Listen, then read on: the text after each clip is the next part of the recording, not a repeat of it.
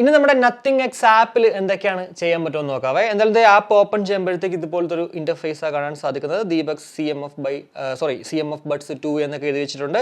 ലെഫ്റ്റിൽ എത്ര percentage battery ഉണ്ട്, റൈറ്റിൽ എത്ര പെർസെൻറ്റേജ് ബാറ്ററി ഉണ്ടെന്നൊക്കെ കാണാൻ സാധിക്കും. നോയിസ് ക്യാൻസലേഷൻ നമുക്ക് ഇവിടെ വന്നിട്ട് ഓണും ഓഫും ഒക്കെ ആക്കാൻ സാധിക്കും. ട്രാൻസ്പെറൻസി മോഡിലേക്ക് പോകാം. ഇനി അതിൽ ഓഫും ഒക്കെ ആക്കാം. കൂടാതെ ഉണ്ടോ ഞാൻ പറഞ്ഞു ഓൾറെഡി അൾട്രാ ബേസ് എന്ന് പറഞ്ഞൊരു ടെക്നോളജി. അതിപ്പോൾ ഞാൻ 5 വെച്ച് ചെയ്യുന്നത്, കാരണം ആ ഒരു ബേസ് എത്രത്തോളം ഉണ്ടെന്ന് അറിയാൻ വേണ്ടിയായിരുന്നു. ഇവർ പക്ഷേ ബൈ ഡിഫോൾട്ടായിട്ട് 3 വരുന്നത്. നിങ്ങൾക്ക് വേണമെങ്കിൽ ഒരു 5 വേണമെങ്കിൽ കേട്ട് നോക്കാം കേട്ടോ. പിന്നെ ഈക്വലൈസർ കണ്ടോ, ഇവിടെ വരുമ്പോഴാണ് നമുക്ക് ഇഷ്ടമുള്ള Dirac, pop, rock, electronic, enhanced vocal, classical, ഇനി അതെല്ലാം കസ്റ്റം ചെയ്യണമെങ്കിൽ അതിനൊക്കെ ഇട്ട് നിങ്ങൾക്ക് ഇഷ്ടമുള്ള രീതിക്ക് ആ ഒരു EQ ചേഞ്ച് ചെയ്തിട്ട് പാട്ട് ആ ഒരു ഇഷ്ടമുള്ള രീതിക്ക് കേൾക്കാൻ സാധിക്കുന്നതാണ്. കൂടാതെ നമ്മുടെ ടച്ച് കൺട്രോൾസും വേണമെങ്കിൽ ഇവിടെ വന്നിട്ട് ലെഫ്റ്റിലും റൈറ്റിലും ഒക്കെ തന്നെ ചേഞ്ച് ചെയ്യാൻ സാധിക്കുന്നതാണ്. എന്തായാലും അതൊക്കെ നിങ്ങൾ ജസ്റ്റ് ഒന്ന് നോക്കിക്കഴിഞ്ഞാൽ മനസ്സിലാവുന്ന കാര്യമേ ഉള്ളൂ. ഡിവൈസ് സെറ്റിംഗ്സിലേക്ക് പോകണമെങ്കിൽ ഇവിടെയാണ് നമ്മുടെ ലോ ലാഗ് മോഡ്, അതായത് നമ്മുടെ ലോ ലേറ്റൻസി മോഡ് ഓൺ ആക്കാനും ഓഫ് ആക്കാനും പറ്റുക.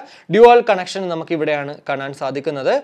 കൂടാതെ ഫൈൻഡ് മൈ ഇയർബഡ്സ് ഫോർഗെറ്റ്, അതായത് നമ്മുടെ അൺപെയർ ചെയ്യാൻ വേണ്ടി നമുക്ക് അതുമൊക്കെ ഇവിടെ ചെയ്യാൻ സാധിക്കുന്നതാണ്. ഇത്രയേ ഉള്ളൂ. എന്തായാലും ബേസിക് ആയിട്ടുള്ള കാര്യങ്ങൾ എന്ന് പറയുമ്പോഴത്തേക്ക് നത്തിങ് എക്സ് ആപ്പിൽ ഈ കാര്യങ്ങൾ തന്നെയാണ്.